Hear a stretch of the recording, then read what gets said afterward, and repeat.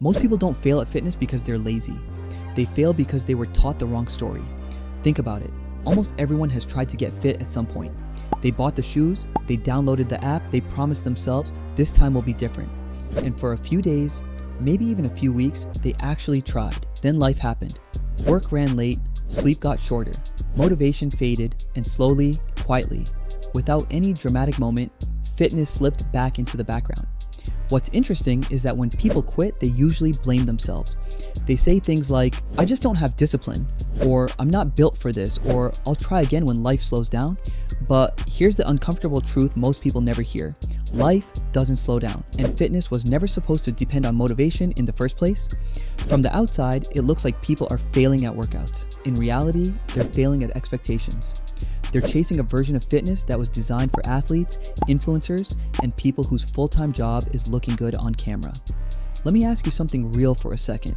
When you decided to get fit, did you imagine 6 days a week in the gym, perfect meals, never missing a workout? If the answer is yes, then you were already set up to fail. Because fitness doesn't break people physically first, it breaks them mentally. Most people believe getting fit requires a dramatic life overhaul. They think it means waking up at 5 a.m., cutting out every food they enjoy, and training like they're preparing for a movie role. That belief creates pressure. Pressure creates resistance, and resistance is what kills consistency. If willpower were enough, gyms would be empty by February. The second reason people never get fit is something nobody likes to admit: impatience. We live in a world where results are instant. You can order food in minutes, stream any movie instantly, get answers to almost any question in seconds, and subconsciously, people expect their bodies to work the same way. They don't. Your body runs on biology, not algorithms. Fat loss doesn't happen on a schedule you can rush. Strength doesn't appear because you feel motivated. Your body adapts slowly, quietly, in the background, and that drives people crazy. So what do? They jump programs, they switch routines, they chase the next better plan. 1 week, it's HIIT. Next week, it's yoga. Then it's strength, then it's nothing. Not because those methods don't work, but because consistency was never allowed to do its job.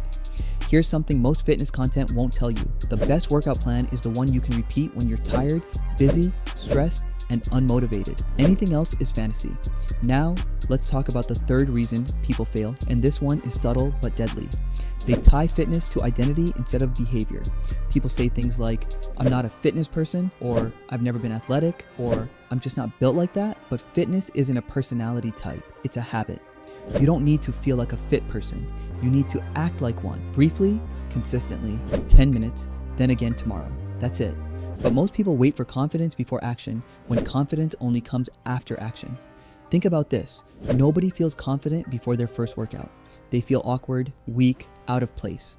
That discomfort convinces them they don't belong, when in reality, it's proof they're exactly where growth starts. Another hard truth, people overestimate motivation and underestimate environment.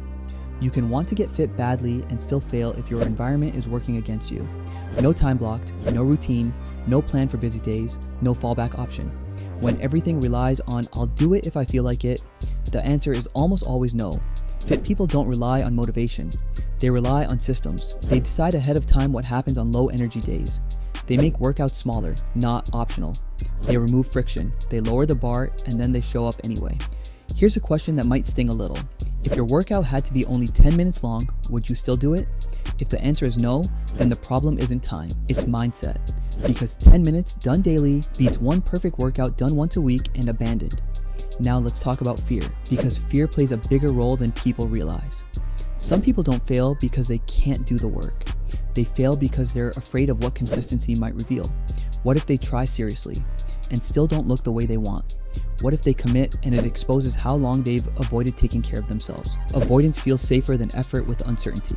So they stay stuck in planning mode, watching videos, saving workouts, waiting for the right time. That way, failure never becomes real, because starting never becomes real. But here's the paradox.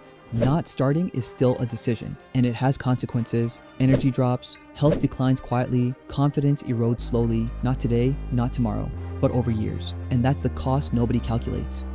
Let's reset the frame completely. Fitness is not about intensity, it's about trust. Trusting that small actions compound. Trusting that boring consistency beats dramatic effort. Trusting that your body responds when you treat it with respect, not punishment.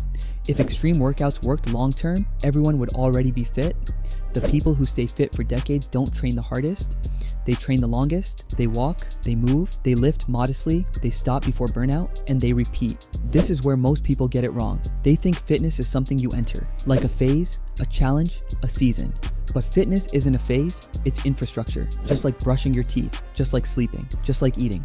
Once you see it that way, everything changes. You stop asking, how fast will I see results? And start asking, what can I sustain for years? That question alone separates people who quit from people who transform. Now, here's the reality most people don't expect.